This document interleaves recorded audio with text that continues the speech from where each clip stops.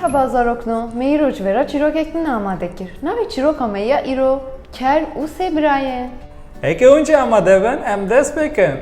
Hebu tune bu rahmetle gora deyu babam. Lugundaki sebra hebun. Jimale dune xenci dü keran tutuştek wan tune bu. Wan her si barayan bu wan her dü kerin xwe her roj derketin seri çiye. Şuara ezin kom dikirin u danitin bajir. Li bajir difrotin bu wan pere ezingan şuara nan danin, xwarin danin, şuara zekhire danin u debara xwe dikirin.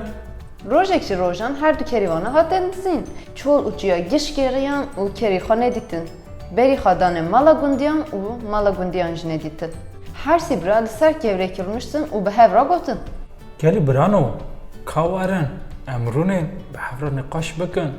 Her du kerime revyane, yeki diziye, vana çune, gur hatne ketne navan, gelo çuhatiye seran, kan bavişin berakılyan bibine hala çuhatiye serivan.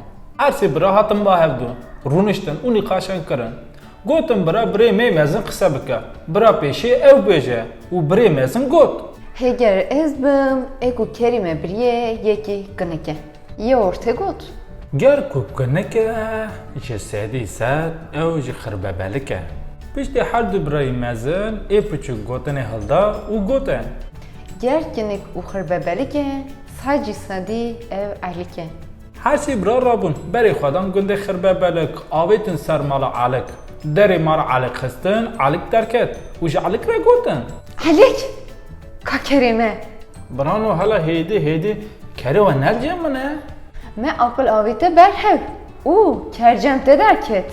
Ku wisa ye, heke hûn jî ew qas baqilin, ê ka ji me re bêjin, dibin li hêfa min de çi heye? Her sî bira şêwra xwe kirin. Serî yê mezin qise kir û got. Ger ez bim tişte dibin hîfate daye ev gilovere. Birey orte baqıl buna birey xaye mezin matmayı ma u got. Wî keko, heke ew gilover e, taqa zorta wî sor e. Ê piçûk li birey xwe mêze kir, serê wî mezin bû û got e. Em malbataki çi baqılın. Heki ev gilover be, o orta ve jî sor be. Teqes ev hinare. Alik ber baqıl buna sibra şin u zer bû. Davî jî got. Birano, her du kerê wiha di axirê de ne, herin hildin û bibe. Belê zarokno, emî rojatın daviya çîroka dinê. Belê zarokno, ev beşa me dihemîn bû û çîroka me ya dawî bû. Ev xebata me xelas bû. Em dixwazin ki bi xebatê dinê jî em bihev rabin. Em ji hemû xebatkar û ketkarên piş kamerayê ê ket dana çîrok mîrok spas dikin û silavê xwe ji wan re dişînin. Gelek spas. Spas û silavên her mezin jî ve zarokan re ji xwebaş binêrin. Heta bernamekî din bimînin di nava xêr û xweşê de. Xatirê ve Xatirê we zarokno.